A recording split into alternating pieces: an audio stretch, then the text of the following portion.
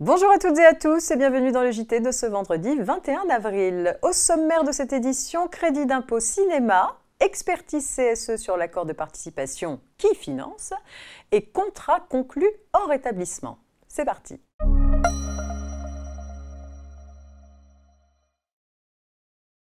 Les entreprises de production déléguées soumises à l'impôt sur les sociétés qui produisent en France des œuvres cinématographiques de longue durée agréées par le CNC peuvent sous certaines conditions bénéficier d'un crédit d'impôt spécifique. Le montant de ce crédit d'impôt est doublement plafonné. Il ne peut d'une part excéder 30 millions d'euros par œuvre et d'autre part le montant total des aides publiques accordées au titre de la production d'une œuvre cinématographique, crédit d'impôt inclus, ne peut pas dépasser 50 voire 60% du coût définitif de production de cette œuvre. Une décision de justice s'est récemment prononcée sur le franchissement de ces seuils de 50 ou 60% au titre des aides publiques. Il a jugé que lorsque l'octroi du crédit d'impôt cinéma conduit au franchissement de ce seuil, le crédit d'impôt ne peut être remis en cause que pour la fraction excédant ce plafond et non pas en totalité.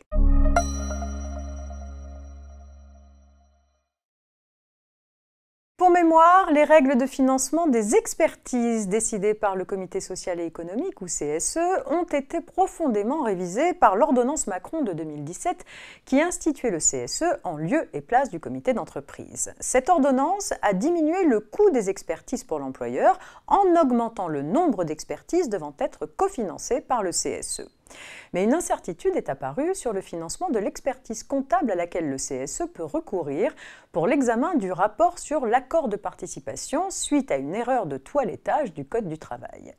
La Cour de cassation est venue lever le doute après avoir relevé que l'expertise décidée par le CSE sur ce rapport participe de la consultation récurrente sur la situation économique et financière de l'entreprise.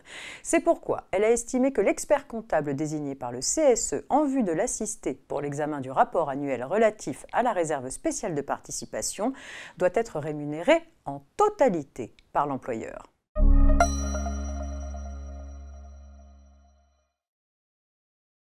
Vie des affaires pour terminer avec l'affaire suivante.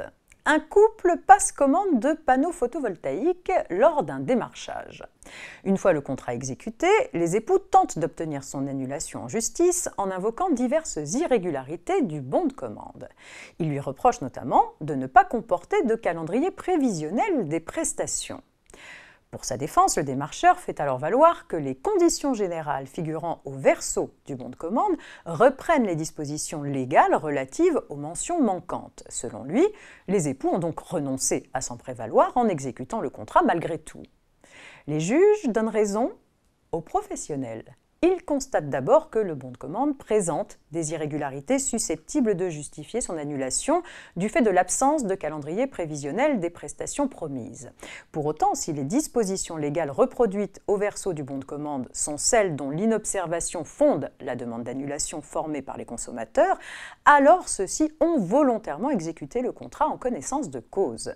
Si cette hypothèse se vérifie, il faut donc retenir que les époux ont renoncé à invoquer la nullité du contrat.